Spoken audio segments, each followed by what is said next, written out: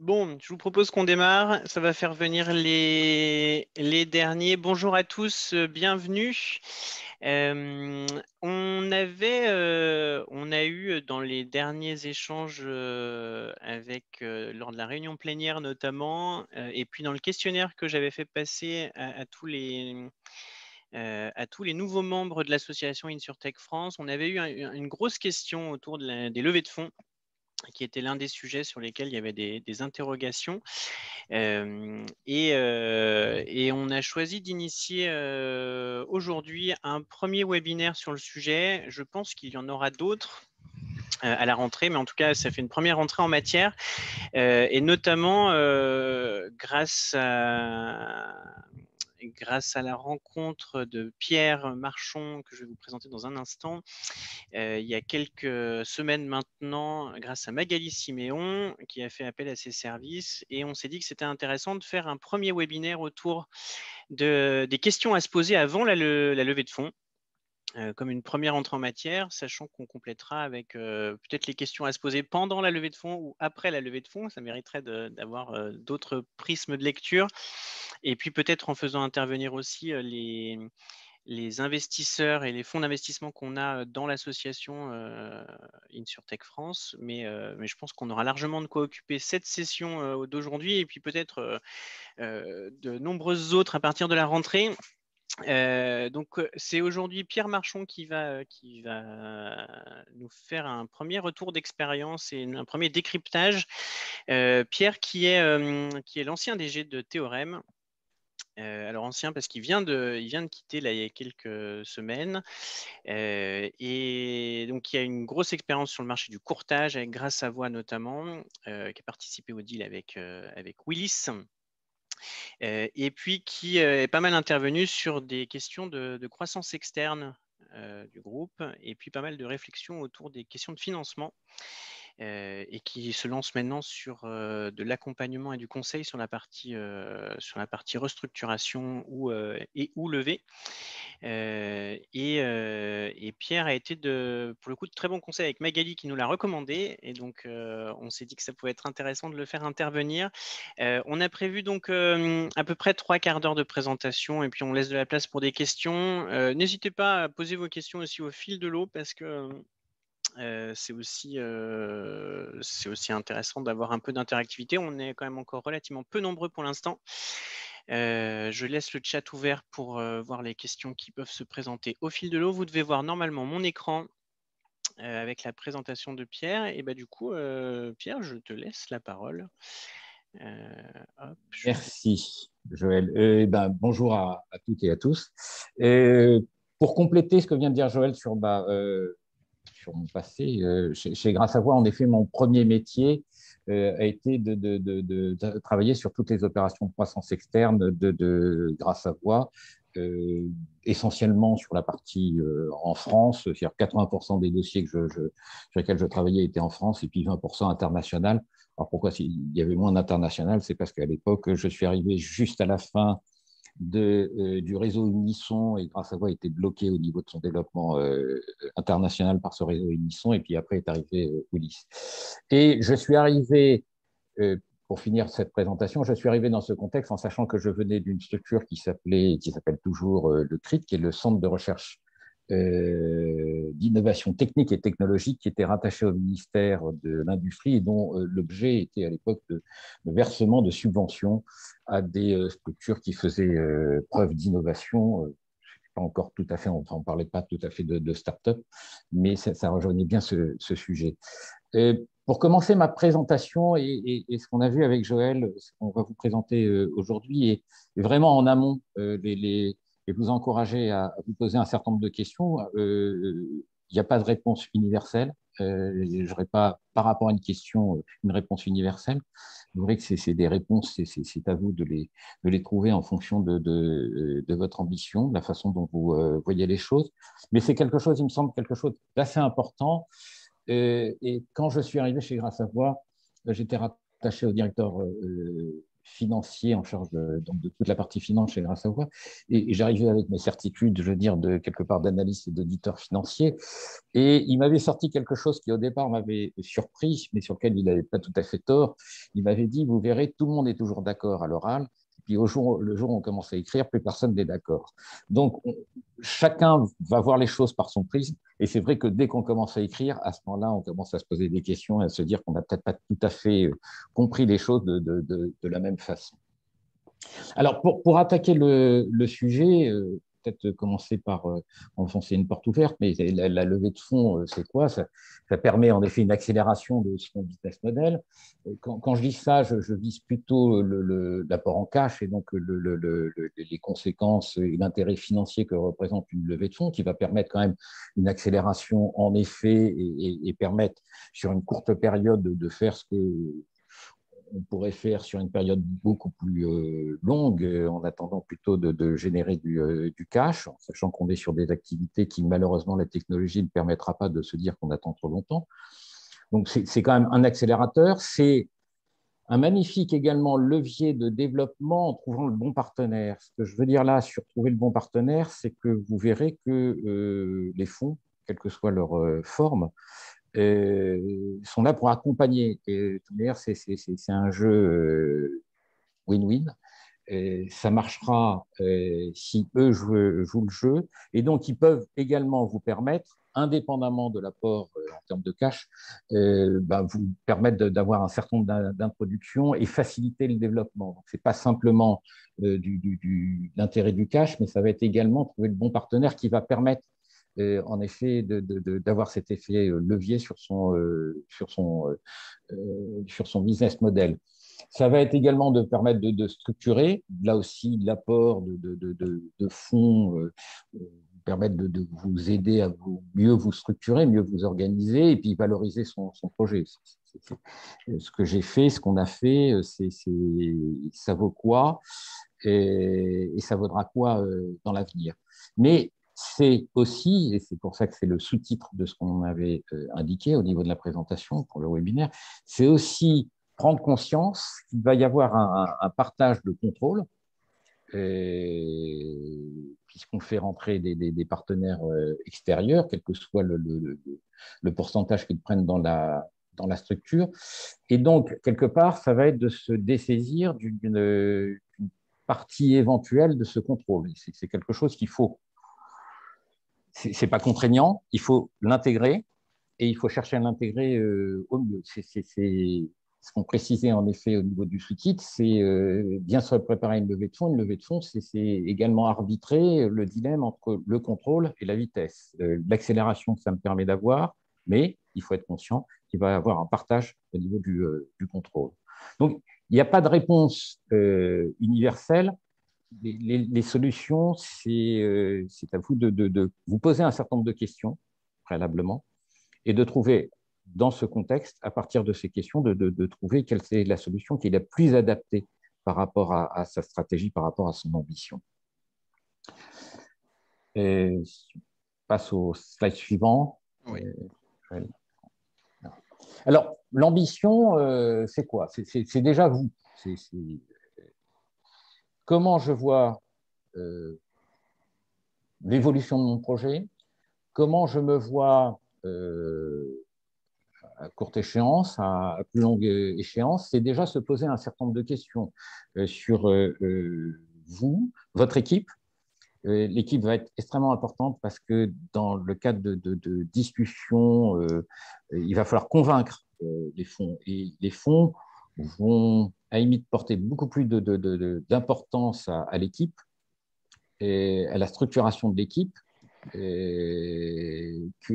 aux aspects financiers. Bien sûr, vous allez être challengé sur les aspects financiers, mais cette partie-là, il ne faut pas la négliger. C'est extrêmement important. C'est quelle est l'ambition également au niveau de mon projet. C'est à terme, comment je vois les choses pour moi, pour l'équipe et le projet. À partir du moment où on commence à se poser ces questions-là, même si vous n'avez pas la réponse, ça va commencer à vous permettre de vous dire qu'est-ce que je ne veux pas. vous ne saurez peut-être pas forcément ce que vous voulez, mais qu'est-ce que je ne veux pas, de façon à vous permettre de ne pas vous enfermer dans une situation où vous serez contraint par la suite, soit de partir sur une seconde opération, qui vous amènerait, enfin, des contraintes qui vous amèneraient à perdre une partie de votre contrôle, et vous permettre de conserver votre agilité. Donc, la question de l'ambition, pour moi, est très, très importante. Plus on est clair là-dessus, même si on n'a pas les réponses, au moins vous travaillez par élimination en disant qu'est-ce que je ne veux pas. Plus vous êtes clair là-dessus, plus vous serez fort dans le cadre des discussions, et plus ça vous permettra de savoir ce que vous ne voulez pas. Et c'est mieux si vous savez ce que vous voulez, mais en tout cas, évitez de se laisser enfermer par la suite. Ça, je me permets d'insister, c'est vraiment quelque chose de très, très important au préalable, parce que je l'ai vu dans un certain nombre de cas, notamment, surtout quand certains avaient une vision plutôt très financière des fonds. Quand je dis très financière, c'est quelque part, c'était le choix entre j'emprunte à la banque ou je fais rentrer un partenaire qui va m'apporter du cash. Généralement, ça ne marche pas vraiment quand vous avez une vision purement financière. Parce qu'on n'arrive pas à se mettre d'accord, c'est-à-dire qu'on va se mettre d'accord sur un montant, mais on va vouloir conserver le contrôle, on va vouloir conserver l'ensemble des prérogatives. Or, il y a quand même, un partage. À partir du moment où vous avez défini, vous êtes posé des questions sur votre ambition, ça vous permettra à ce moment-là de définir votre fil rouge. C'est, encore une fois, en travaillant par élimination, qu'est-ce que je ne veux pas et qu'est-ce que je suis prêt à accepter et qu'est-ce que je suis prêt à ne pas accepter. On peut passer au slide suivant, Oui. Joël. Oui. C'est ce que je mettais là. Donc, ce fil rouge, vous allez pouvoir le construire à partir de votre ambition. Ça va vous permettre de définir votre stratégie et puis de définir votre tactique. Comment je mets en œuvre par rapport à mon objectif et par rapport à l'ambition que je me fixe, comment je vais mettre en œuvre tout ceci. C'est là, c'est ce que j'indiquais, où pour moi, il est important d'arrêter les principes encore une fois, de ce que l'on veut, d'accord, mais surtout ce qu'on ne veut pas. Parce que, notamment, vous verrez que quand vous rentrerez dans la partie rédactionnelle, c'est là où il y a un certain nombre de choses qui peuvent faire peur, et puis on peut avoir le sentiment de perdre un peu de perdre son autonomie par la suite. Pardon, je t'interromps, Pierre, une seconde à Oui. ce niveau-là. Juste pour rappel pour tout le monde ici, on est bien. Alors, c'est des questions qui peuvent sembler peut-être familières pour certains d'entre vous si vous avez déjà levé. On avait eu beaucoup de questions, notamment sur des startups en early stage ou sur les premières levées. D'où le temps un peu passé sur ces questions qui peuvent paraître peut-être génériques pour certains. Mais ce qui est quand même assez intéressant, et en préparant un peu le webinaire avec Pierre, on a remarqué que cette question de la préparation, au-delà de l'argent qui va graviter, hein, parce qu'on parle beaucoup d'argent en ce moment sur le marché, au-delà de l'argent qui gravite et qui transite d'un compte à l'autre, c'est effectivement toute cette phase de préparation et cet ensemble de questions. Il y a quand même un truc qui est important dans ce que tu disais, Pierre, et je me permets d'insister là-dessus, il n'y a pas forcément de réponse stricte, pas de réponse unique à tout ça, mais c'est bien une volonté et l'ambition d'aider à se poser les questions, même si on n'a pas de réponse tout de suite. Et ça, c'est dans cette préparation en amont, elle est quasiment aussi importante que la phase de négo en tant que telle, justement pour être prêt et pour lever au bon moment, être prêt, avoir les bons arguments et avoir la vision claire sur ce qu'on veut et ce qu'on ne veut pas. C'est ce qui vous permettra de vous rendre beaucoup plus confiant en vous, au moment de défendre le dossier. Et c'est ce qui vous donnera également beaucoup plus de crédibilité. Parce que c'est-à-dire que c'est des sujets que vous aurez, des questions que vous aurez anticipées, et ça veut dire que vous allez venir vous allez vous présenter devant des fonds et vous allez pitcher avec des certitudes. Et ça, c'est très, très important. Alors, il existe différents types de levées. On peut le trouver dans les différents manuels qui vont correspondre, et on le verra sur le slide suivant, en fonction de la maturité de votre projet, de la maturité de la structure. Alors, il y a les premiers niveaux, on va dire, tout ce qui est les levées de fonds en cible qui correspond plutôt à des enveloppes entre 200 et 750 000 euros. On est vraiment sur la naissance de la structure. On parle même plutôt à ce moment-là de survie de la start-up. Vient derrière, après, toute la partie, tout ce qui peut concerner la série A. Là, on est sur des tickets qui vont être plus importants. On est entre 800 et 3 millions. Alors, ce sont des fourchettes, hein, il n'y a pas rien n'est arrêté. Là, on a déjà passé une première étape et on attaque, on va dire, toute la phase plutôt de croissance de la start-up. La série B qui va, elle, encore intervenir un cran au-dessus. Là, on est plutôt, on va dire, sur un effet levier. Si on a déjà initié, lancé, financé une bonne partie de son développement. On est quelque part sur un second souffle. On va d'ailleurs même parfois voir que ce sont les mêmes partenaires qui vont réinvestir dans l'entreprise. Et puis, la série B va également être un peu synonyme de développement, on va dire d'attaquer un peu plus un marché plus international.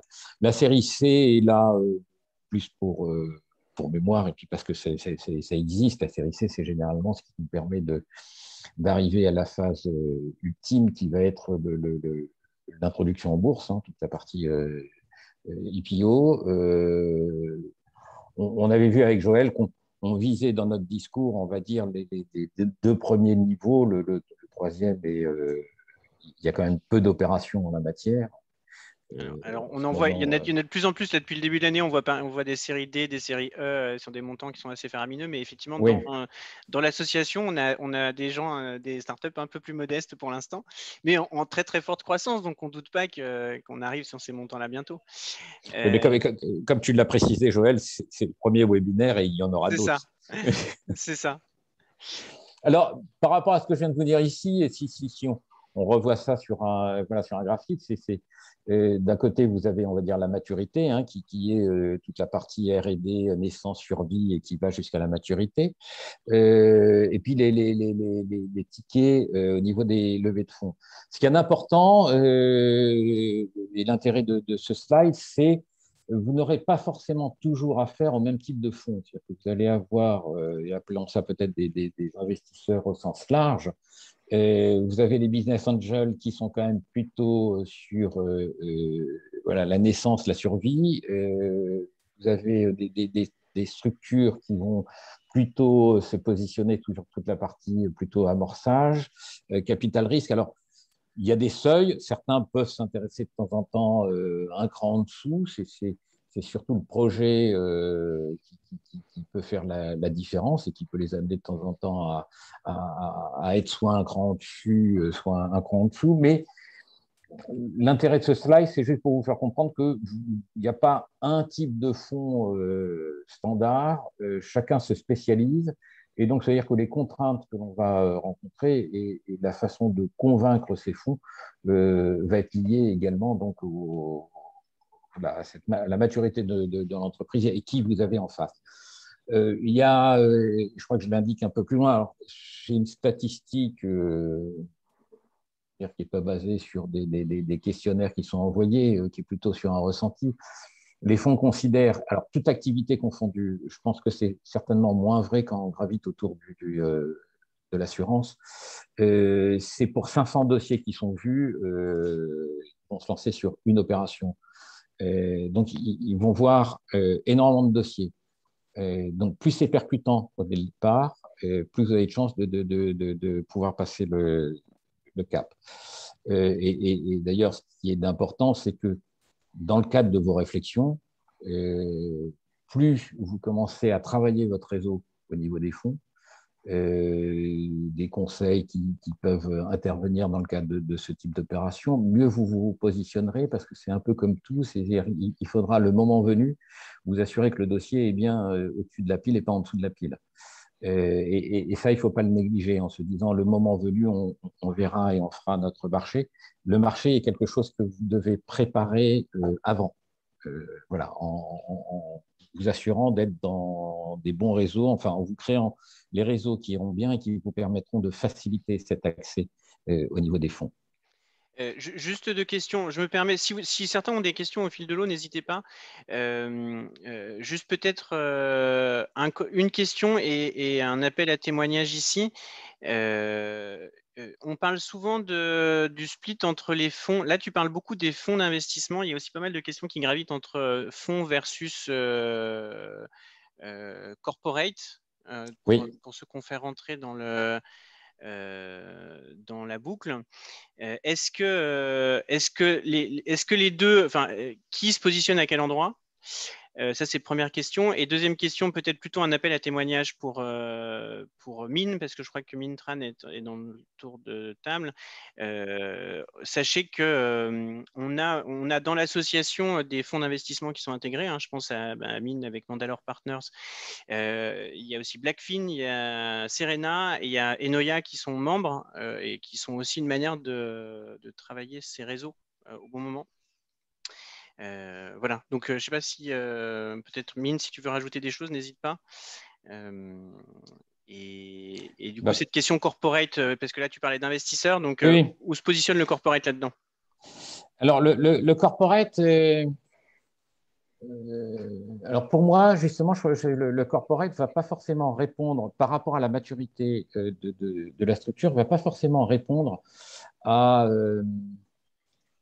comment dire, c'est pas un branchement qu'on fait à un certain moment en disant le corporate, c'est pour le décollage ou la maturité, parce que le corporate, ça va surtout dépendre du projet et ça va surtout dépendre ce que va en faire le corporate. Si tout compte fait, ça correspond à une stratégie au niveau du corporate et d'un marché, d'un produit, d'un développement qu'il avait l'intention de faire, ça peut démarrer très tôt, hein, c'est-à-dire dès la naissance, dès la partie R&D. Donc le corporate, lui, va être en effet beaucoup plus transversal, si je veux dire, parce que ce qui va faire la différence, c'est que le corporate va y voir un intérêt vraiment pour sa stratégie, sa propre stratégie. Si bien que là, peu importe pour moi le niveau de maturité. Okay. Par contre, le corporate, enfin, quel que soit le niveau de maturité, après, ce qu'il faut regarder, c'est la compatibilité, on va dire, par rapport à l'ambition qu'on se fixe. Voilà, Mais le corporate peut intervenir en effet plus largement, quel que soit le niveau. Ok. Très bien. Je vois que Mine, en complément, a rebondi sur le chat. Il a laissé son adresse mail hein, pour ceux qui veulent aussi peut-être approfondir certains sujets ou rentrer en contact avec lui. Sentez-vous libre. Du coup, je peux peut-être avancer, à moins que tu aies d'autres commentaires à compléter ici, Pierre. Mais, Non. Okay. Bon. Alors, pour se préparer, il faut avoir les idées claires. Pour avoir les idées claires, il faut, avant même, vous aurez compris que mon parcours est plutôt financier. Je ne vais pas vous dire que je déteste la finance, mais enfin, j'ai rapidement compris que la finance, c'est savoir utiliser une calculatrice, mais que le plus important, ce n'était pas l'utilisation de la calculatrice. Il est préférable de savoir l'utiliser, mais ce n'est pas le plus important. Donc, il faut surtout bien se préparer sur son idée, le projet, l'équipe, encore une fois. Ne négligez pas la présentation de l'équipe. Votre projet, c'est des hommes, c'est une équipe qu'il y a derrière et c'est accompagner cette équipe dans le cadre d'un développement et bien avoir également les idées au clair, comme on l'a dit, sur l'ambition. On arrivera à la fin parce qu'il faut bien quand même passer par cette étape à toute la partie, on va dire, financière et donc se préparer sur c'est quoi mon business model et comment je le retranscris en termes de business plan, en termes de budget de trésorerie, en termes de besoins en matière de cash. Mais c'est 60%, on va dire, de la levée. Ça va se jouer sur vous, le business model, l'équipe et la partie financière. Oui, elle est vue, mais ce n'est pas la partie financière qui va guider le choix de l'investisseur. Donc, parmi les premières questions qu'il faut se poser, ben, c'est tout bête, c'est sur quel type de business je suis. Je suis sur du business plutôt big business, sur du large compte, sur des peu de vente, mais par contre de la vente à forte valeur ajoutée. Je suis plutôt sur du small business, donc c'est plutôt du volume. Ça va être important parce que ce n'est pas tout à fait les mêmes types de fonds qui peuvent s'intéresser aux deux marchés. Il y en a certains qui préféreront être plutôt sur du small business et d'autres sur le big. C'est votre innovation. On a eu une idée géniale. Il faut quand même, pour savoir si on est éligible, la changer cette idée, cette innovation, et en quoi elle est vraiment différente. Est-ce que mon modèle va être scalable? Je peux avoir une superbe idée, mais si derrière, je ne peux pas le transformer, j'en ferai pas grand-chose. Et puis, c'est quoi le montant à lever?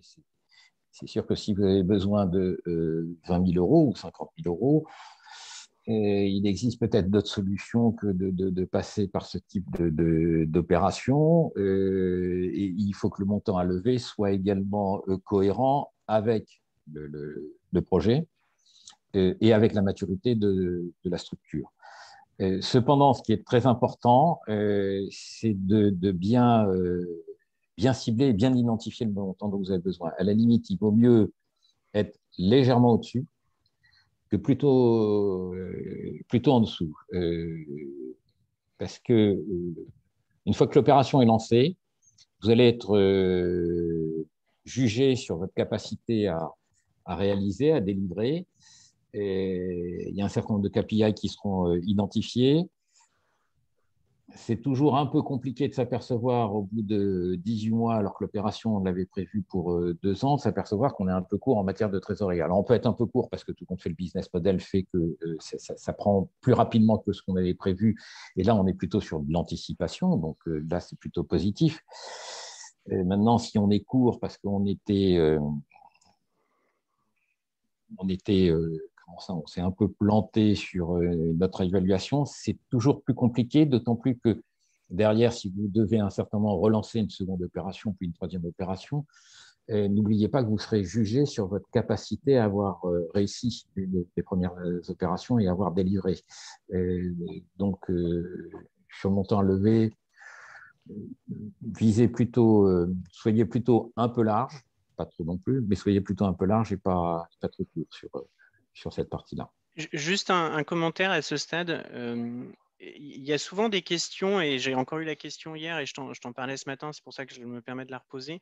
On voit parfois des questions en se disant, dans la perspective de lever, on peut se dire, je voudrais lever par exemple 1 million dans l'année qui vient, et donc je construis mon projet et je vais vers une levée d'1 million, et puis une deuxième levée de 3 millions dans 3 ans. Est-ce que tu as des retours d'expérience ou des conseils, suggestions entre, par exemple, faire 1 plus 3 dans 3 ans, ou alors viser 5 maintenant parce que le marché est peut-être plutôt ouvert en ce moment. On voit qu'il y a peut-être une fenêtre de tir plus intéressante. Comment est-ce que tu aborderais ça?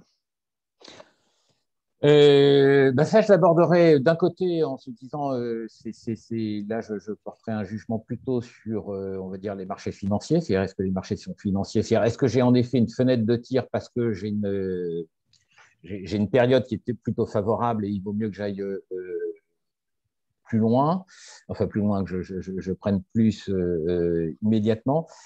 Pour moi, c'est propre au projet. Il n'y a pas de réponse standards en la matière. Ce qui est le plus important, c'est quand même par rapport au business plan qu'on aura déterminé, par rapport au projet, par rapport aux différentes étapes, aux différents financements, vraiment cadencer.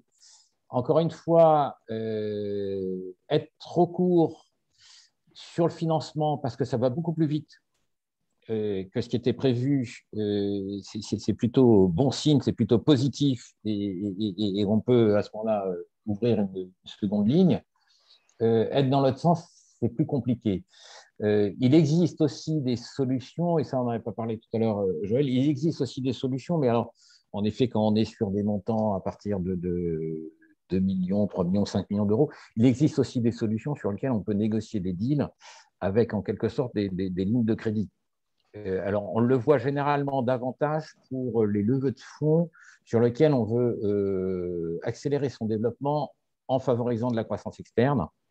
Et c'est-à-dire que dans le deal, on va négocier une levée de fonds avec le cash dont j'ai besoin à court terme, mais mon cash d'exploitation pour ma croissance et mes développements, toute la partie R&D, mes développements, on va dire, organiques.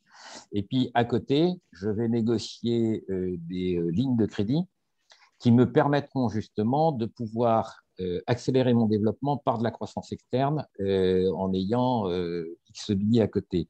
D'ailleurs, si on regarde le détail, plutôt, mon expérience et mon constat est plutôt sur des activités de courtage plus classiques. Sur certains courtiers, grossistes ou pas, d'ailleurs pas simplement des grossistes, des fois on a pu être un peu surpris par les prix qu'on entendait sur le marché, en disant que quand on regardait le chiffre d'affaires, quand on regardait le résultat, on se disait il y a un truc qui ne va pas parce que ça fait 300 millions d'euros de chiffre d'affaires, ça doit faire peut-être 50 millions après impôt, et c'est déjà 50 millions, c'est déjà joli. Et on négocie ça à 1 milliard d'euros. Ceux qui prennent les montants, vous pourrez voir de quel courtier je parlais, qui lui-même aujourd'hui, voilà, qui aujourd'hui est parti même sur un autre deal. Et je trouvais ça assez surprenant. Et quand vous creusez, vous apercevez que ce milliard, c'était 500 millions de valorisation, et il y avait 500 millions qui étaient les lignes de crédit qui étaient ouvertes pour réaliser de la croissance externe. Donc, ça, après, tu peux le faire. Enfin, tu as différents mécanismes qui existent. Par contre, c'est vrai qu'il va falloir, tu ne le fais pas, ce genre d'opération, sur des lignes de crédit. Tu ne vas pas le faire sur des opérations à 200 ou 300 000 euros. OK. Du coup, ce qu'il faut surtout retenir ici, c'est effectivement cette évaluation hein, pour se donner, ne pas se mettre en difficulté dans la période de temps qu'on a évalué. C'est surtout ça, en fait, qui va être pertinent. Oui. OK. Et, après avoir abordé le sujet, savoir si on est éligible, si on n'est pas éligible, ça va être de savoir quand on est en mesure de le lancer. Encore une fois, c'est une question, enfin, pour vous, il faut franchement que vous vous présentiez sur le marché en étant solide sur vos bases, hein, crédible et sûr de vous. Donc le quand, c'est dès que les barrières à l'entrée, vous avez commencé à avoir des barrières à l'entrée qui font que ça va commencer à devenir compliqué pour vous rattraper. Et la deuxième chose, ça va être votre capacité d'exécution. Ça, c'est extrêmement important. On le verra sur le business plan quand vous allez construire votre business plan. Ce qu'on va plutôt chercher à regarder, c'est comment vous l'avez construit. Bien sûr que le résultat et les données auxquelles vous arrivez sont importantes, mais c'est plutôt votre capacité d'exécution. Alors, la capacité d'exécution, ça va être également l'équipe qui vous entoure. Est-ce que vous avez les bonnes personnes au bon endroit? Bien sûr, lever des fonds, c'est compléter l'équipe, c'est faire des recrutements, mais il faut démarrer sur des assises avec déjà une structuration qui vous permettra de donner toutes les garanties en matière de capacité d'exécution. Et puis, ça va être la maturité du projet. Je suis prêt parce que j'ai suffisamment de choses à montrer, parce que je suis suffisamment en avance, et puis parce que je suis pile au moment entre le niveau de maturité de mon projet et l'opération que je vais lancer de levée de fonds. Il faut que les deux soient compatibles et qu'on soit sur la même échelle de temps à ce moment-là. Juste un commentaire ici, parce que cette question du quand, on en avait parlé effectivement sur ce principe d'être dans le bon moment, et notamment d'être dans le bon moment en termes de sécurisation du projet, pour ne pas être acculé à demander, à chercher une levée de fonds quand on est en difficulté. Notamment, on voit parfois, hein, ça arrive quand même, et ça risque d'arriver là avec les retours de flamme Covid. Hein, on ne sait pas comment ça va se passer dans les mois qui viennent, mais on risque de le voir, d'être acculé à devoir lever quand on n'a plus de trésor et quand on n'est plus en train de lever sur un projet, mais on est en train de lever pour combler la trésor. Et c'est quand même un phénomène qu'on voit de temps en temps, qui n'est pas négligeable et qui évidemment nous met met l'entreprise dans une situation qui est beaucoup moins confortable pour la négo. Et sur la négo, la valorisation et puis la répartition de gouvernance qui va avec derrière. Oui, et puis accepter. Moi, je l'ai vu. Hein, c'était l'année dernière où, en effet, ça a conduit tout compte fait à accepter. Je dois attirer l'attention en disant qu'il me semblait qu'il y avait un certain nombre de clauses voilà, qui n'étaient pas favorables aux actionnaires qui étaient présents, aux anciens. Ça amène en effet à accepter parfois des conditions. Et puis, c'est pas sain parce que qu'un fonds vous impose certaines conditions défavorables pour les actionnaires dans le futur, on parle quand même, c'est un partenariat. Je vous ai dit en entrée, un fonds, c'est aussi cibler le bon fonds pour vous permettre d'avoir un effet levier, indépendamment de son apport en cash, mais de son carnet d'adresses, de tout ce qu'il pourra vous apporter et qui favorisera le développement. Commencer une relation avec un fonds dans ces conditions, on peut s'interroger sur sa capacité à vraiment rentrer dans un schéma win-win. Hein. C'est je rebondis juste là parce que je vois qu'il y a eu, pour ceux que ça intéresse, il y a eu un petit commentaire de Charles dans l'espace de conversation où il partage un article sur la différence entre les investisseurs de type financier et puis les investisseurs plus alors ce que tu appelles de type Dorio. Alors pardonnez-moi, mais moi je ne connaissais pas le terme. Je ne sais pas si Pierre, tu connais les investisseurs de type Dorio. non. Voilà, mais ce qu'on comprend entre les lignes, en fait, c'est la différence entre un investisseur qui va juste investir et celui qui comprend un peu mieux la situation. Oui. Voilà, Oui. donc je ne suis pas allé lire l'article, évidemment, mais le lien est peut-être à creuser pour ceux que ça intéresse. Et, le business plan, les chiffres, c'est oui, il va falloir passer par là, mais soyez conscient d'une chose, ça va être l'art pour vous de convaincre. Et là, quel que soit le type de fonds à qui vous allez vous adresser, c'est avant de porter un jugement sur le rendement financier, ça va être une question de rencontre. Donc, là, il va falloir être fort sur cette capacité de convaincre. Et cette capacité de convaincre, il faut que vous soyez vous-même. Il faut pas, si vous ne mettez pas de cravate, n'allez pas mettre une cravate le jour où vous rencontrez des fonds. Déjà, ça ne va pas caler. Ce sera peut-être même vu comme étant suspicieux éventuellement. Donc, il faut être au clair sur les problèmes qui ont été rencontrés, en quoi la solution à apporter est vraiment différente. Alors, vous avez des fonds qui vont se spécialiser par secteur d'activité, mais il y en a certains qui ne sont pas forcément spécialistes. Alors, c'est vrai qu'on le voit plutôt sur les business angels, ce genre de choses, où ils vont être sur différents types d'activités. Donc, il va falloir initier, il va falloir expliquer, faire preuve de pédagogie en la matière et démontrer en quoi votre business model, votre modèle, votre projet disrupte les modèles de la concurrence. Il faut bien sûr aussi parler du marché, sa segmentation, comment ce marché évolue, est-ce qu'il est national, international, comment vous l'abordez, ce marché, comment votre solution répond à ce marché. Et puis, il va falloir bien sûr démontrer la pertinence du business model. La pertinence du business model, vous le démontrerez davantage sur la façon dont vous construisez votre business model que les chiffres. C'est sûr que se pointer avec un business model sur lequel la première ligne, c'est marqué chiffre d'affaires, et puis ça évolue d'année en année sans rentrer dans plus de détails, vous n'apportez pas les moyens de votre interlocuteur de pouvoir juger de la pertinence de ce que vous indiquerez. Vous présentez votre business model en renvoyant soit une annexe parce que vous avez fait une consolidation, ou soit vous détaillez et votre business model est construit au niveau du chiffre d'affaires avec différents marchés, des taux de pénétration du marché.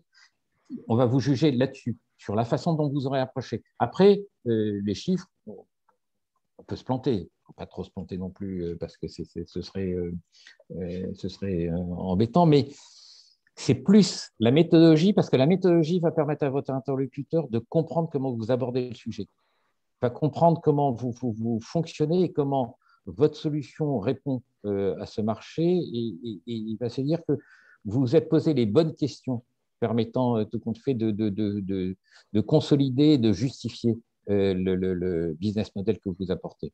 Et puis, ça va être la présentation des équipes. Chacun à son rôle. Les investisseurs vont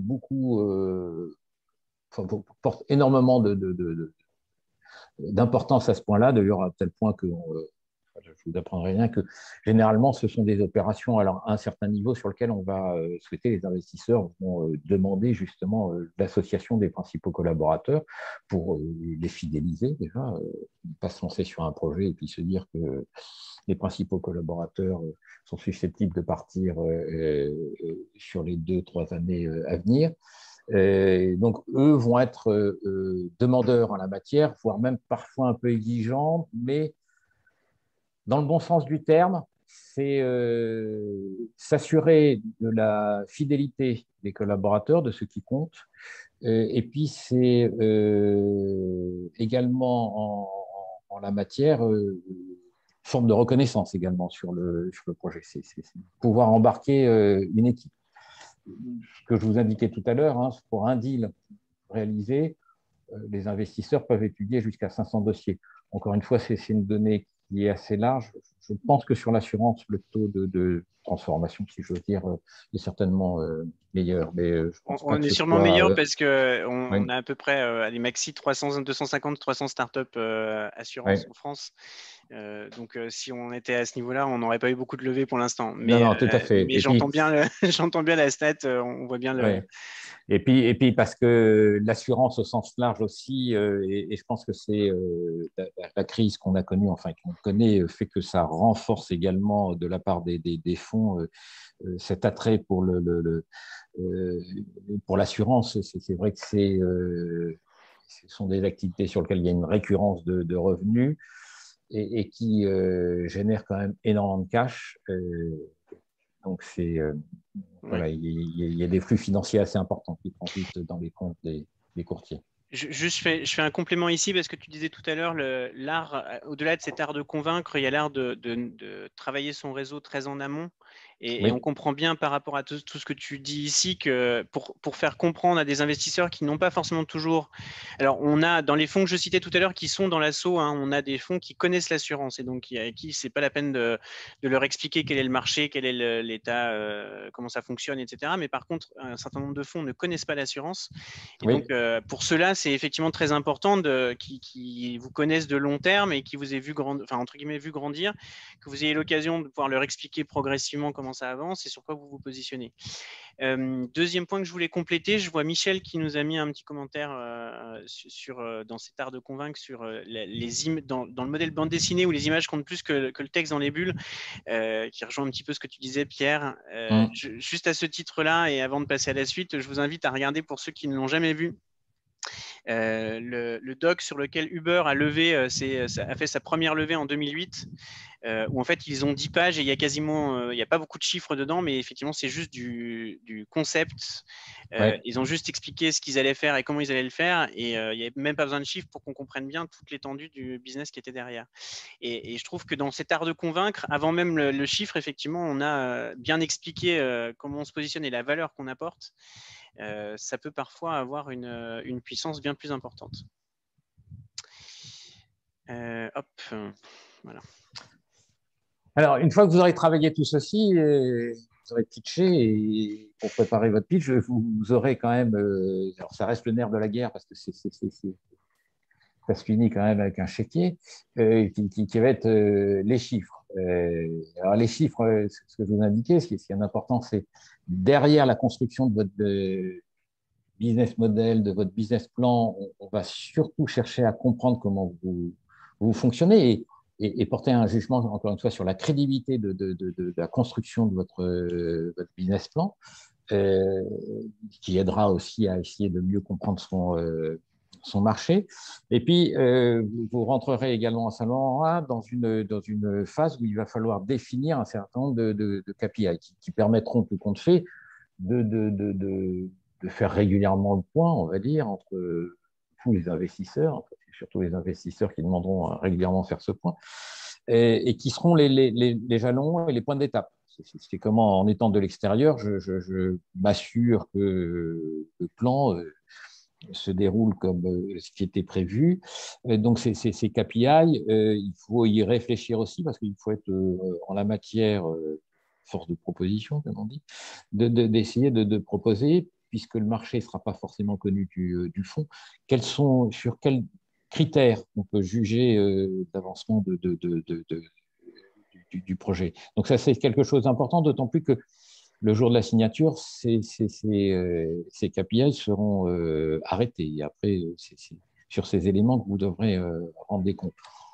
On va revenir un peu plus en détail sur cette partie KPI, mais et pour reprendre juste la petite conclusion qui est présentée, ce que dit Christophe Chausson, donc c'est lever des fonds, vous devrez à la fois donc faire rêver vos interlocuteurs à avoir des étoiles dans les yeux, mais également les rassurer, faire rêver et les rassurer par la capacité que vous pourrez développer, mettre en avant sur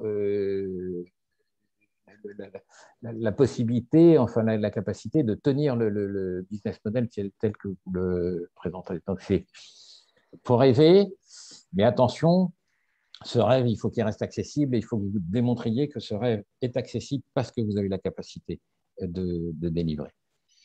Sur les KPI, c'est le slide suivant, ça, enfoncer des portes ouvertes, hein, ça va être donc des marqueurs qui vont permettre de juger de l'avancement du projet.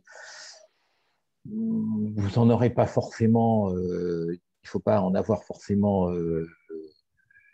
trop, parce que sinon on finit par se noyer dans ces indicateurs. Les KPI vont être vus au regard de deux éléments, qu'est-ce qu'on cherche à mesurer, à valoriser, et puis par rapport à une échelle de temps. C'est sûr qu'il est évident que certains indicateurs ne va pas être à 100% au bout d'un mois, mais on doit positionner des jalons en se disant qu'on doit être à 30% la première année, 60% la deuxième année. Donc, vous aurez des KPI qui seront déterminés, qui seront sur l'activité commerciale, la réalisation du chiffre d'affaires, le carnet de commandes, le nombre de clients, enfin, des délais de réalisation, de livraison, de commercialisation, le niveau financier, donc de résultats, des ratios de marge, ratios d'exploitation, le cash. Et ça, on l'oublie assez souvent, c'est-à-dire qu'on a une vision management d'une structure qui est très axée sur le résultat, c'est très important, le résultat, mais pas assez sur le cash.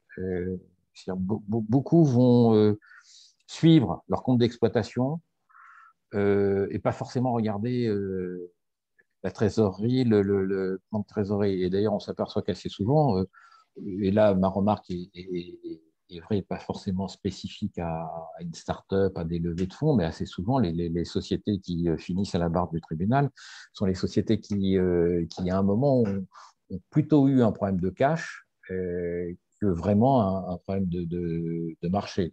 Sûr, ils ont eu des problèmes d'organisation, mais le cash est vraiment le truc sur lequel vous devez avoir les yeux tous les matins et savoir le soir à combien vous devez finir. Alors, j'ai l'impression que ça a un tout petit peu changé depuis un an, mais je partage ton commentaire. Effectivement, c'est quand même un truc qui est crucial. J'ai l'impression qu'avec Covid et toutes les questions qui se sont posées autour, c'est une question qui est revenue, que tout le monde a pris en pleine tête. J'ai l'impression que la prise de conscience est un peu plus importante maintenant, mais sûrement pas encore assez. Oui, parce que c'est sûr que ça a été, on s'est pris en effet plein de face ce sujet, et même des structures qui étaient qui étaient commencé à installer depuis un Solide, petit ouais. moment, solides, se sont retrouvées en effet très très court parce que ça tourne très très vite.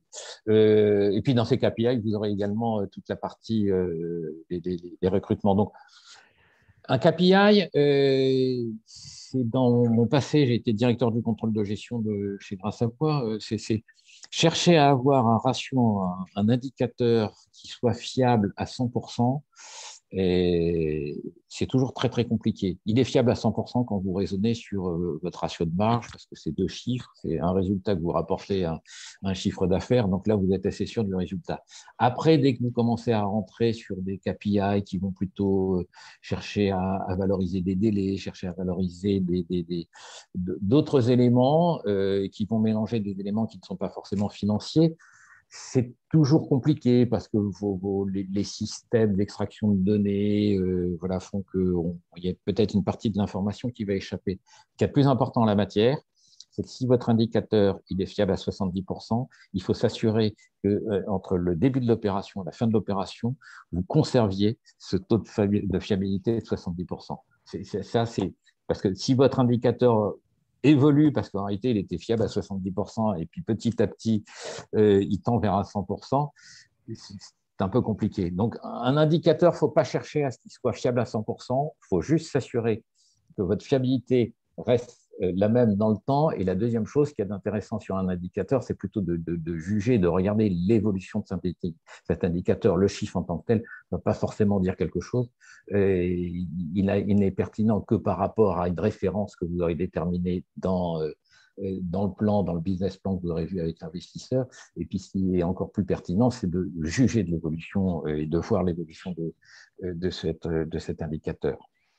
Je rebondis là parce que en fait, par rapport à ta dernière phrase qui est importante au-delà sur la capacité à délivrer, mais ça rejoint un peu ce que tu dis là sur le fait de donner confiance en fait. Les KPI et la manière dont on les pilote, et ça c'est le pilotage par les indicateurs financiers, hein, c'est montrer que l'entreprise elle est pilotée et que l'activité est maîtrisée. C'est ça qui donne aussi confiance dans l'évolution, la capacité, la maîtrise qu'on a sur la situation, qu'on n'est pas juste en train de constater a posteriori que tiens il s'est passé ça. C'est aussi qu'on est capable de planifier, de prévoir et d'anticiper et qui donne confiance.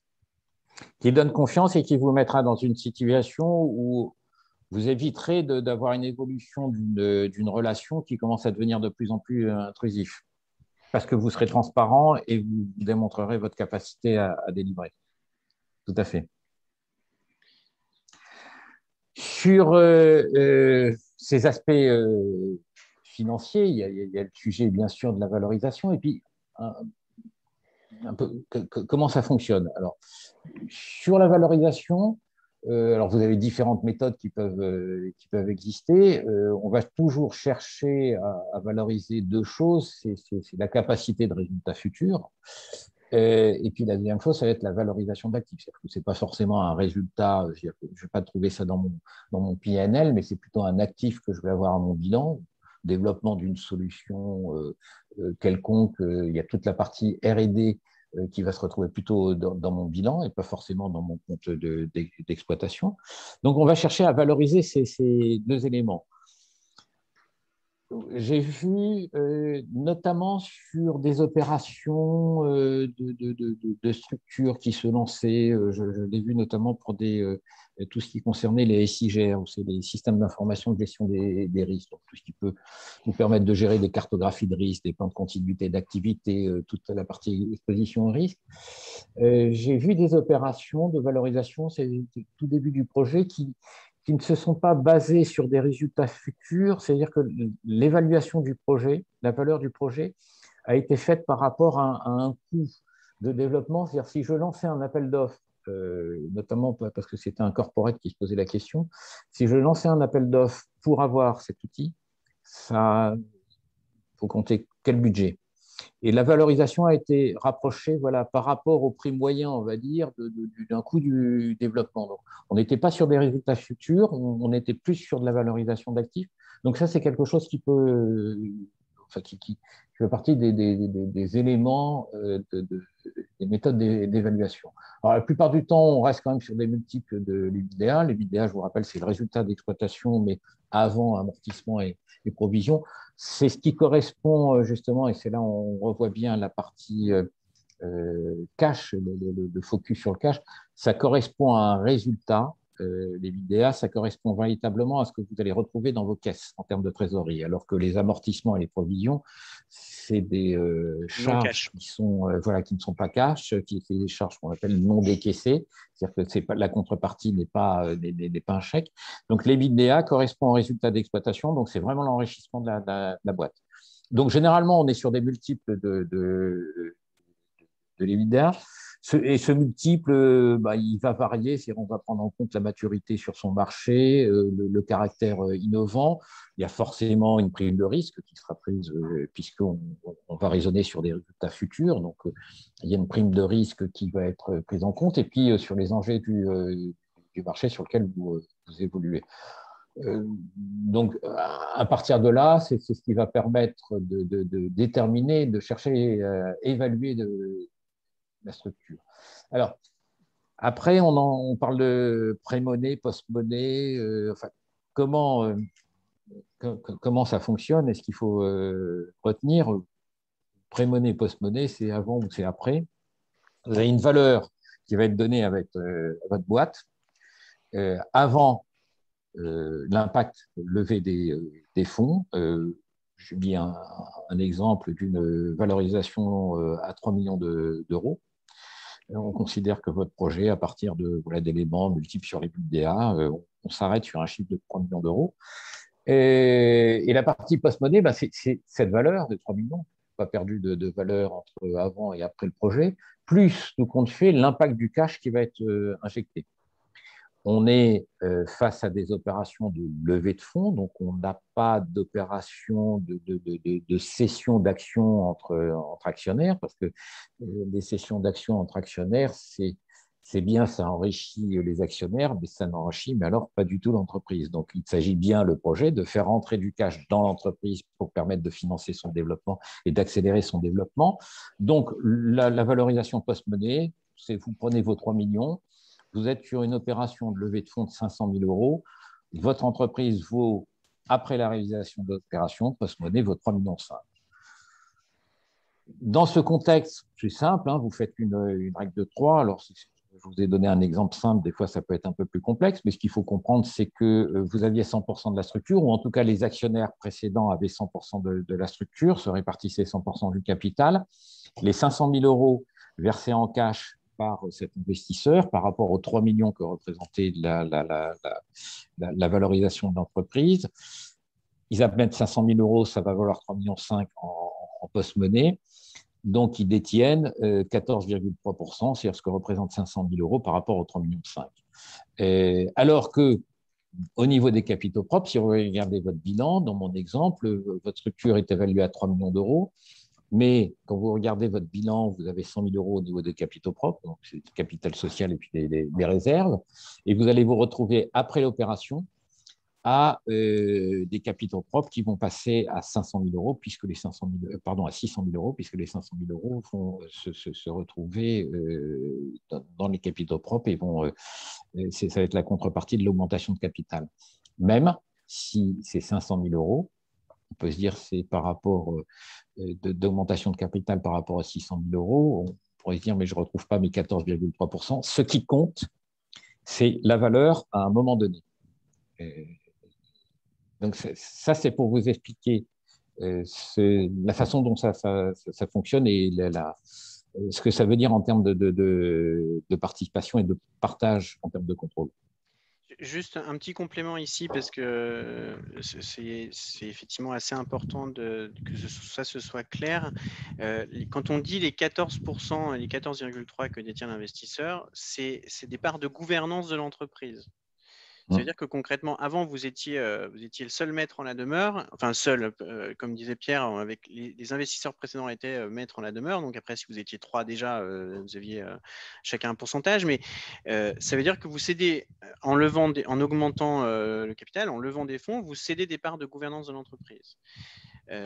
Ça veut dire que vous laissez quelqu'un d'autre avoir un pouvoir de décision à un certain pourcentage dans votre entreprise. Ça, je pense que c'est à peu près clair pour tout le monde. En revanche, ce qui est important, c'est que le pourcentage, typiquement ici, il va avec tout ce qu'on a pu dire jusqu'à maintenant, que la place que l'on fait à l'investisseur doit être, la place financière et la place de gouvernance doit être corrélée au montant et à la part relative de chacun.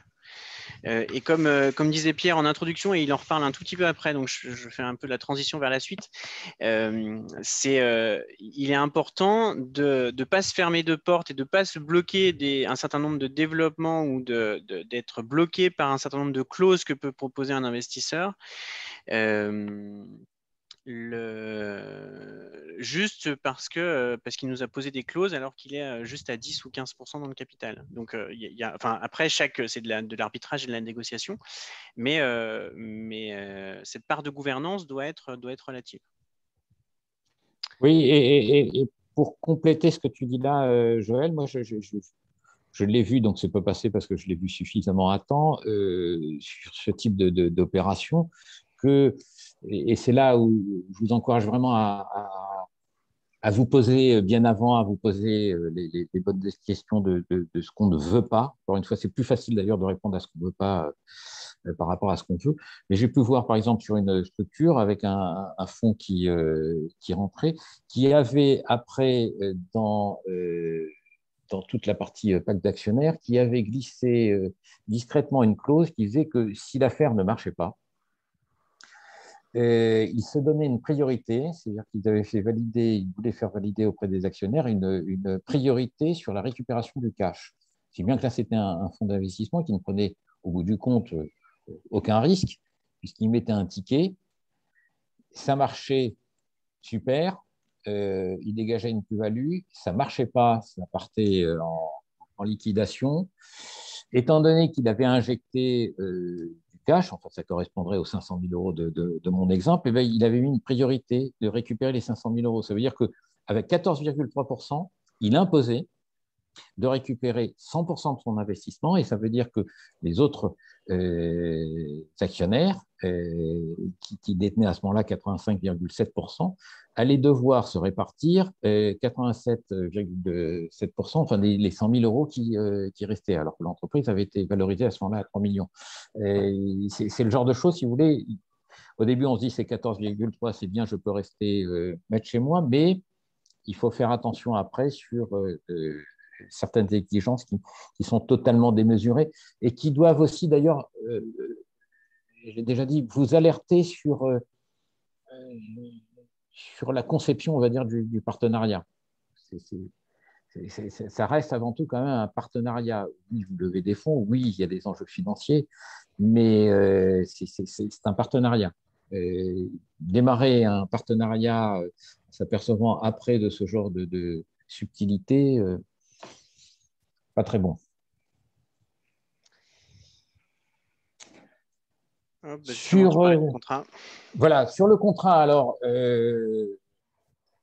on a fait soft là-dessus, c'est juste pour mettre en tête un peu la chronologie, la façon dont les choses se passeront.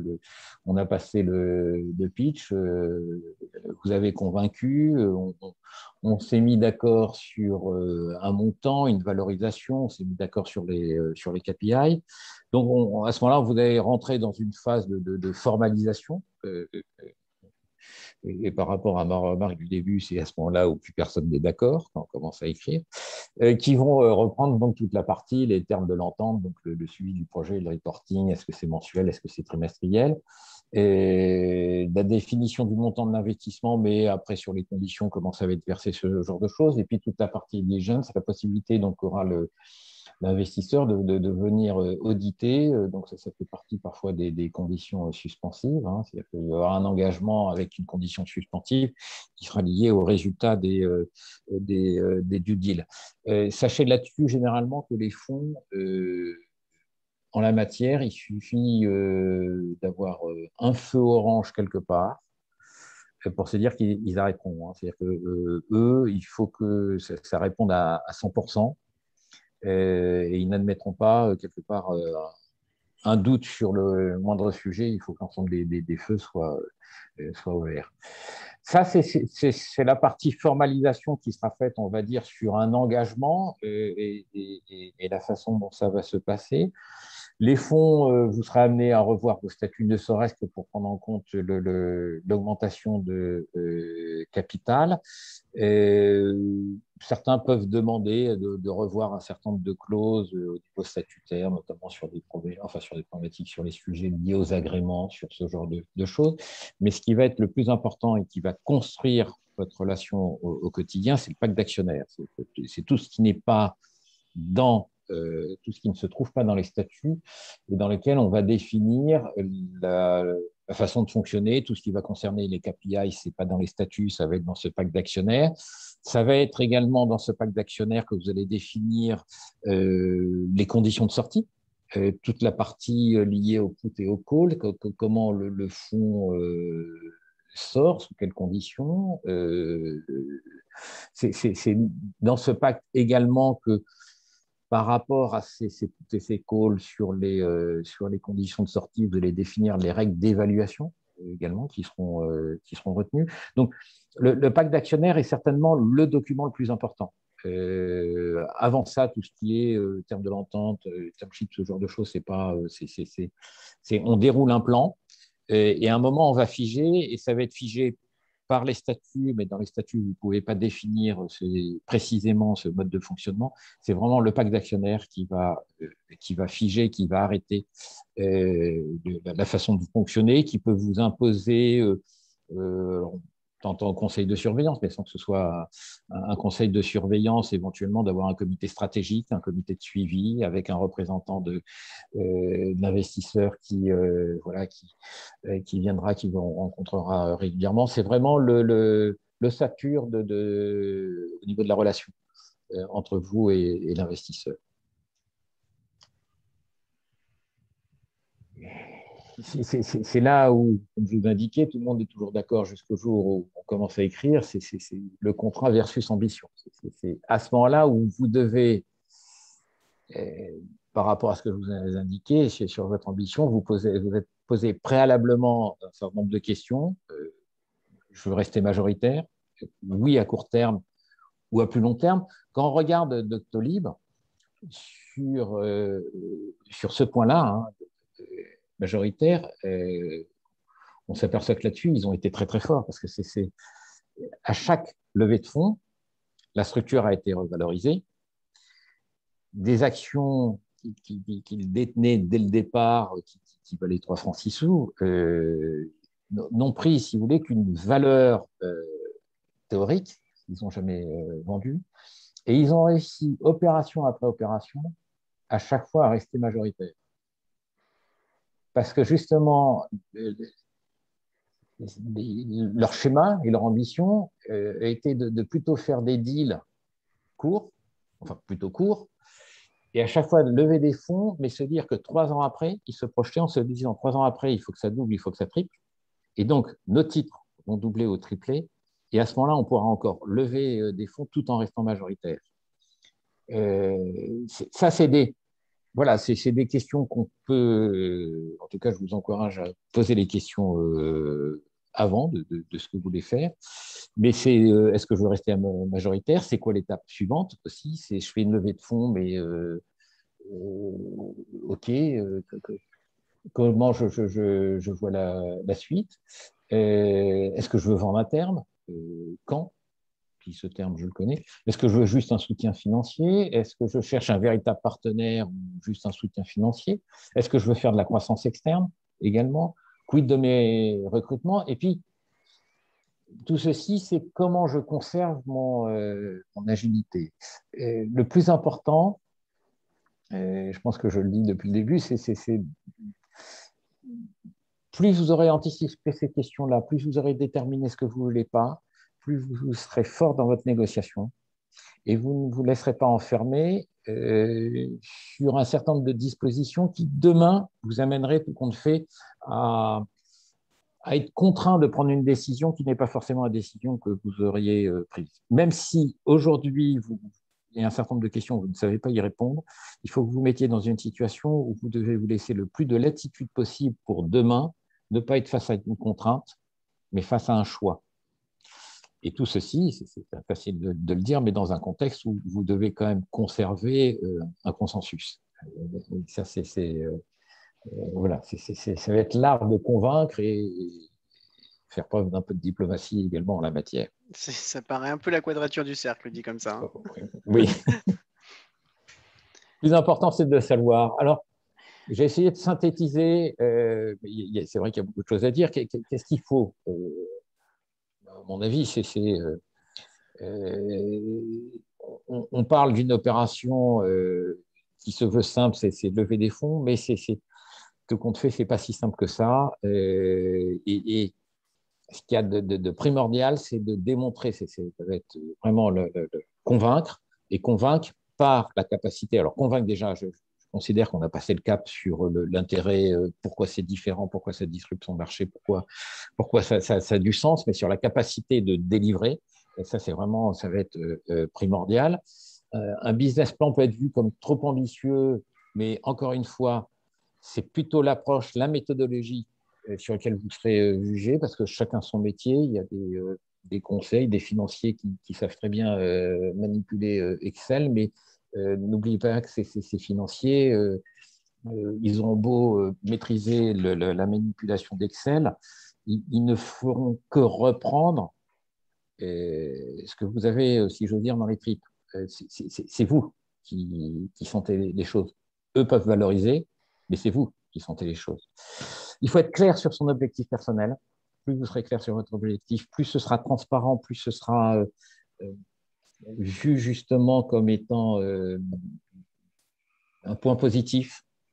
Ça veut dire qu'on pourra quelque part lire en vous et ça veut dire que soit c'est non, mais s'il y a l'adhésion ne sera que plus forte. Ne définissez ce que vous ne voulez pas. Soyez donc visible pour les investisseurs et puis anticipez, développez avant vos réseaux. Encore une fois, il faut que vous mettiez dans une situation où le jour où vous allez appuyer sur le bouton, il faut que vous soyez. N'attendez pas que l'alignement des planètes soit juste un phénomène qui vous échappe. C'est à vous de vous mettre dans une situation où vous allez favoriser et être acteur de l'alignement des planètes. Voilà. Et puis, le type d'investisseur, mais ça vous le verrez bien, c'est à chaque niveau de maturité de votre projet, vous aurez un type d'investisseur qui est plus adapté. Et le levée de fonds, ça va rester quand même une question de compatibilité entre vos personnalités, les partenaires et vous et votre projet. Les fonds, si c'est pour juste faire du rendement financier, ils vont sur des marchés financiers pour faire du rendement financier. Si c'est uniquement du dividende, c'est du dividende qu'ils cherchent. Hein. Je ne dis pas que ce n'est pas ce qu'ils cherchent, mais il y a du rêve, il y a et il y a un effet levier qui est beaucoup plus important. Il y a un fonds qui vous suit. C'est un partenaire qui vous aidera également dans votre développement. Mais tout ceci, ça se prépare en définissant encore une fois la façon dont on voit les choses, qu'on a envie de faire, et puis soyez visible. Soyez visible et identifiez le plus tôt possible les prescripteurs, les fonds. Ça ira beaucoup plus vite et vous serez beaucoup plus en condition voilà, pour vous amener sur cette levée de fonds. Voilà, c'était un peu ma conclusion. On est, encore une fois, l'idée était plutôt le préalable, plutôt que de rentrer vraiment dans la technique. Oui, j'ai vu que l'EBITDA peut être en effet négatif. À ce moment-là, on va chercher plutôt à valoriser, ça va être justement la valorisation de l'actif et pas forcément la valorisation du résultat. Qu'est-ce que ça donne à terme et les investisseurs vont plutôt chercher et même vous, hein, vous pouvez considérer, enfin, ça vous aussi d'avoir des idées sur la façon de valoriser la structure. Donc, oui, beaucoup de startups ont des résultats qui sont négatifs, consomment du cash. Mais ce qu'il faut, c'est savoir jusqu'où on doit consommer du cash pour à un certain moment inverser la tendance. Donc, soit c'est sur la période de l'accompagnement, la tendance se retourne, soit ça va être une valorisation de l'actif à terme qui va être pris en compte. Ok, merci Pierre déjà pour tous ces éléments.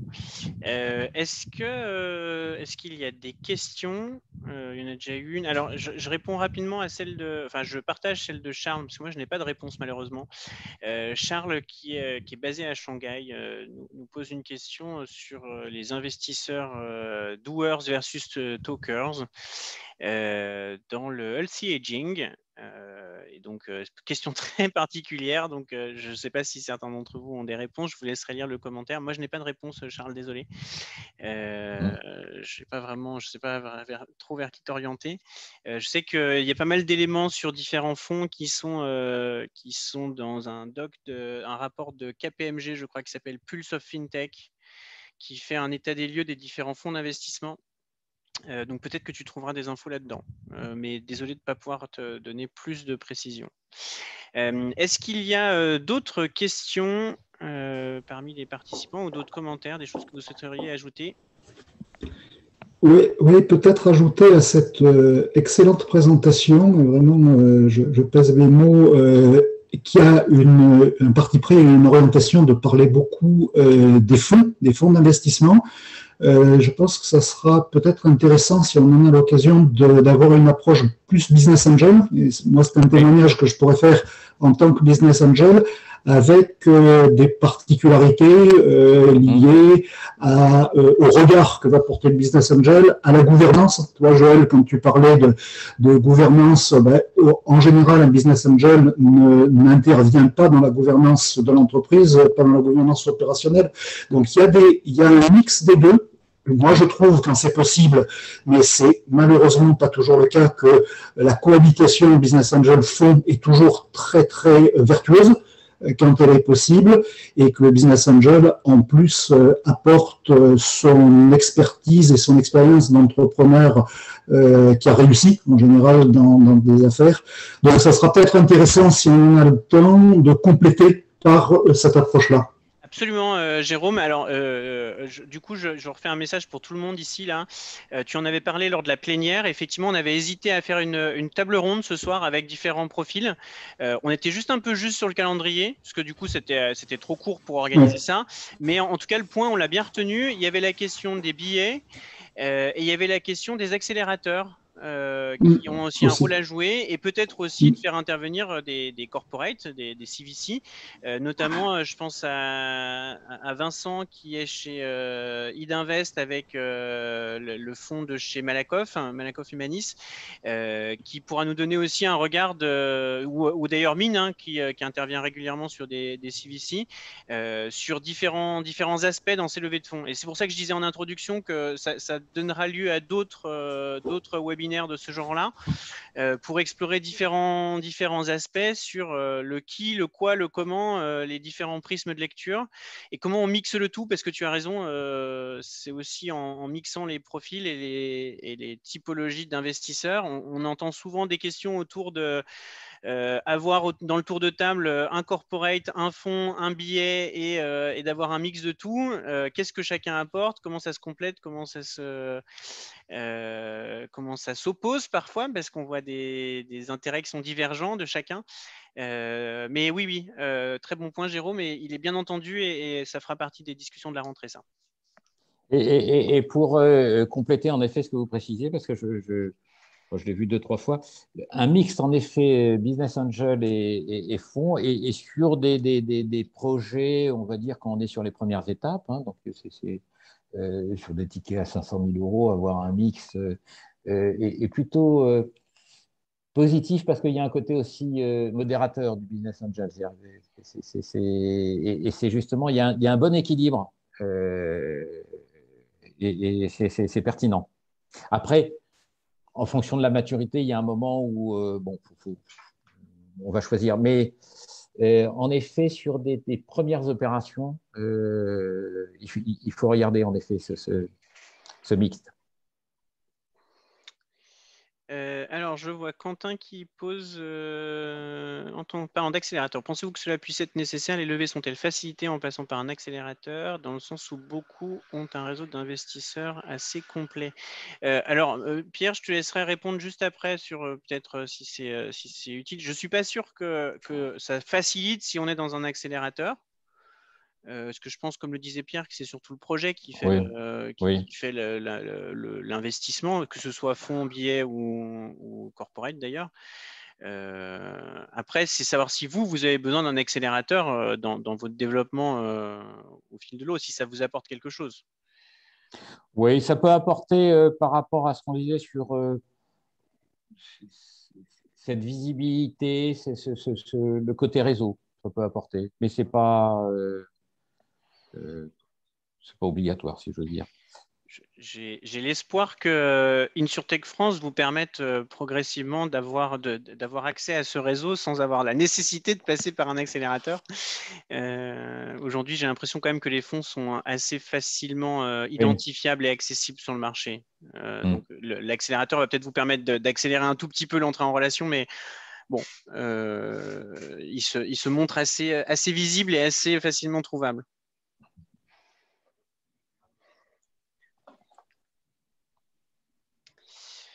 Est-ce qu'il y a d'autres questions ou on clôture? On a débordé un peu par rapport à l'heure prévue.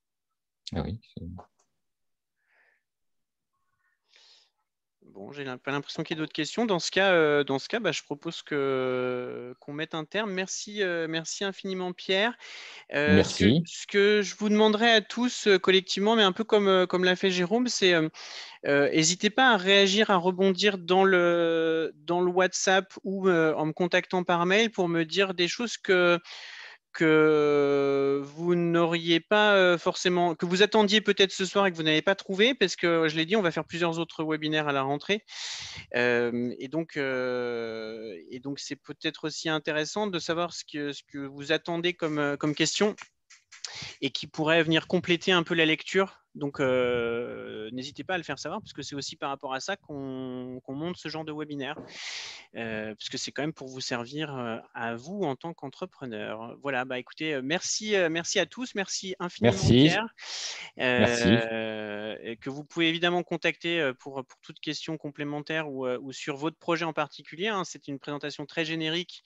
Mais Pierre est à votre dispo pour des lectures plus personnalisées en fonction de vos cas particuliers à vous, hein. Je tiens ces coordonnées à votre dispo si vous en avez le besoin. Et puis en attendant, je vous souhaite une excellente soirée, un très bel été si on ne se voit pas avant. Et au plaisir de vous retrouver tous à la rentrée. À très bientôt. Merci. Bonne soirée à tous. Au revoir.